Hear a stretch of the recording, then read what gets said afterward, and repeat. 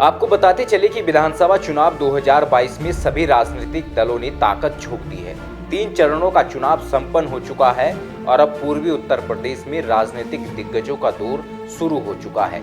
इसी क्रम में जनपद के मेहदावल विधानसभा क्षेत्र के बखीरा बाजार में बीजेपी सांसद व केंद्रीय मंत्री स्मृति ईरानी ने भाजपा व निषाद पार्टी के गठबंधन प्रत्याशी अनिल त्रिपाठी के पक्ष में चुनावी जनसभा को संबोधित करते हुए कहा कि उत्तर प्रदेश बीजेपी सरकार में ही सुरक्षित है, क्योंकि राम भक्तों पर सपा सरकार ने ही गोलियां चलवाई थी।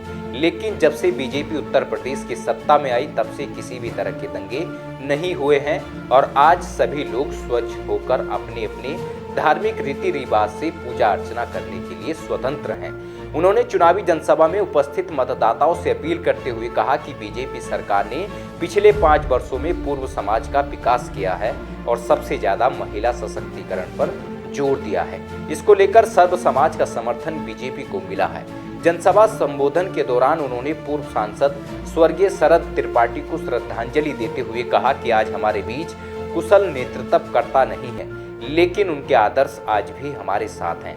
संत कबीर नगर को विकास की मुख्य धारा में लाने का बेहतर प्रयास पूर्व सांसद द्वारा किया गया है, जिसे हम कभी भूल नहीं सकते।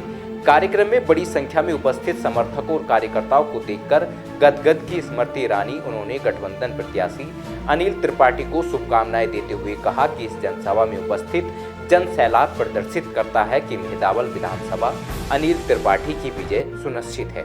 आगे उन्होंने क्या कहा, आप खुद सुनिए। इस मंच पर आज एक ऐसे व्यक्ति विराजमान है जिन्होंने अमेठी लोकसभा क्षेत्र में भारतीय जनता पार्टी का कमल का फूल खिले, उसके लिए साल 2014-2019 में अपनी ओर से पूर्ण सहयोग, पूर्ण नेतृत्व और पूर्ण समर्पण भाव से त्याग दिया। और मेरे भाई का नाम है धनंजय जी, जो आज इस मंच पर विराजमान है। और जब अनिल जी धनंजय स्वयं हो तो जय तो निश्चित है। जब धनंजय स्वयं हो तो जय निश्चित है, न्याय निश्चित है, धर्म की जीत निश्चित है, न्याय की जीत निश्चित है, भोजन भरी थाली की जीत निश्चित है। आज जिस गरिमामय उपस्थिति में मैं जनता की बोल रही हूं,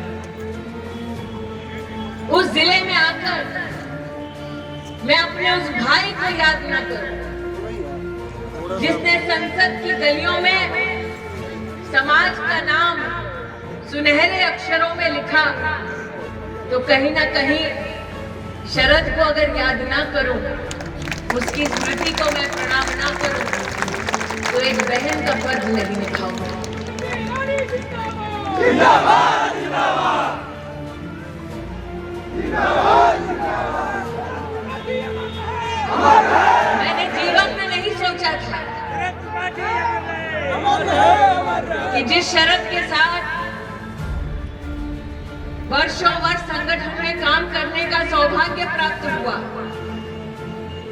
जिस शरद को मैं कहती थी कि तेरी दीदी बुढ़ा जाएगी तो जीजा के सामने जब अर्थी उठाई जाएगी तो शरद आना जरूर। आज उसी शरद को, उसकी स्मृति को प्रणाम करूंगी।